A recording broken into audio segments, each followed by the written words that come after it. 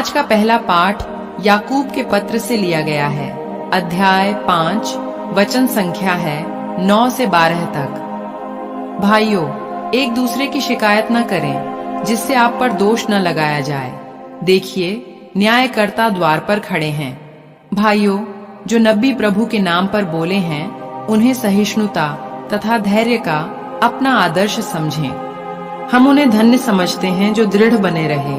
आप लोगों ने योग के धैर्य के विषय में सुना है और आप जानते हैं कि प्रभु ने अंत में उसके साथ कैसा व्यवहार किया, क्योंकि प्रभु दया और अनुकंपा से परिपूर्ण है। मेरे भाइयों, सबसे बड़ी बात यह है कि आप शपथ नहीं खाएं, न तो स्वर्ग की, न पृथ्वी की और न किसी अन्य वस्तु की।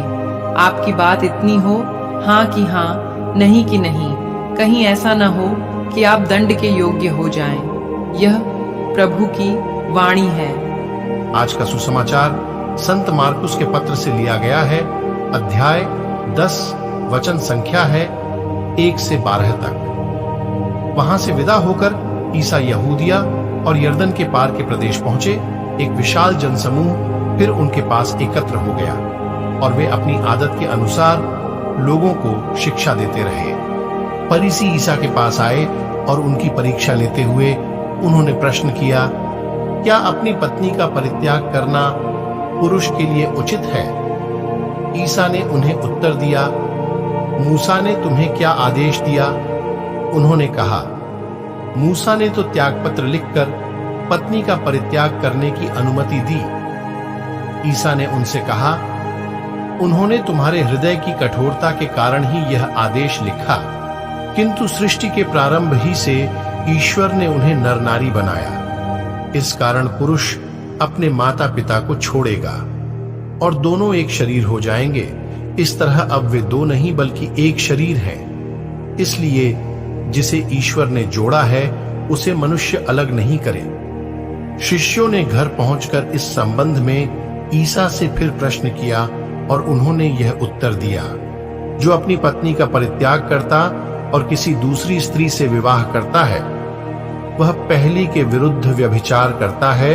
और यदि पत्नी अपने पति का त्याग करती और किसी दूसरे पुरुष से विवाह करती है तो वह व्यभिचार करती है।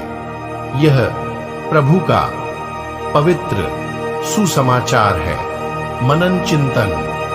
आज का सुसमाचार ईश्वर द्वारा स्थापित एक मिलन के रूप में विवाह संस्कार को लेकर प्रभु यीशु के मन में उनके उच्च सम्मान को दर्शाता है। जहां दो इंसान एक शरीर बन जाते हैं, यह शिक्षा सामाजिक मानदंडों को चुनौती देती है और विवाह में प्रतिबद्धता और निष्ठा के महत्व को पुष्ट करती है। आज का वचन विवाह के विधान अथवा वादों की गंभीरता की याद दिलाता है तथा दंपतियों को चुनौतियों के दौरान दृढ़ बने रहने और किसी भी प्रकार से विघटन के बजाय सुलह की तलाश करने के लिए प्रोत्साहित करता है। इसके अलावा प्रभु यीशु आपसी रिश्तों में विनम्रता और निस्वार्थता की आवश्यकता पर जोर देते हैं, क्योंकि हृदय की कठोरता वैवाहिक कलह और तलाक की ओर ले जाती है। कैथोलिक दृष्टिकोण से आज का वचन आपसी प्रेम को गहरा करने, क्षमा करने और मेल मिलाप बनाए रखने का आह्वान करता है, जो कि कलीसिया के प्रति मसीह के बलिदानी प्रेम को दर्शाता है। कुल मिलाकर आज का वचन विवाह की पवित्रता, प्रतिबद्धता और निष्ठा के माध्यम से इसकी पवित्रता को बनाए रखने के आह्वान के गहन अनुस्मारक के रूप में कार्य करता है, जो विवाह के संस्कार पर कलीसिया की शिक्षाओं को प्रतिध्वनित करता है। आज के समय में लोग 2-3 शादी कर रहे हैं, वे यीशु के वचन के विरुद्ध कार्य कर रहे हैं, पर उन्हें उसका जवाब देना पड़ेगा, तब उन्हें यीशु उत्तर देंगे। मेरे प्यारे विश्वासी भाई बहनों, आइए हम आज के वचन पर मनन चिंतन करें। आप सभी को परमेश्वर आशीष तथा शांति प्रदान करे। आमीन। प्रार्थना। हे पिता ईश्वर, मैं आपका धन्यवाद करता हूं, क्योंकि आपने मुझे एक जीवन साथी दिया है।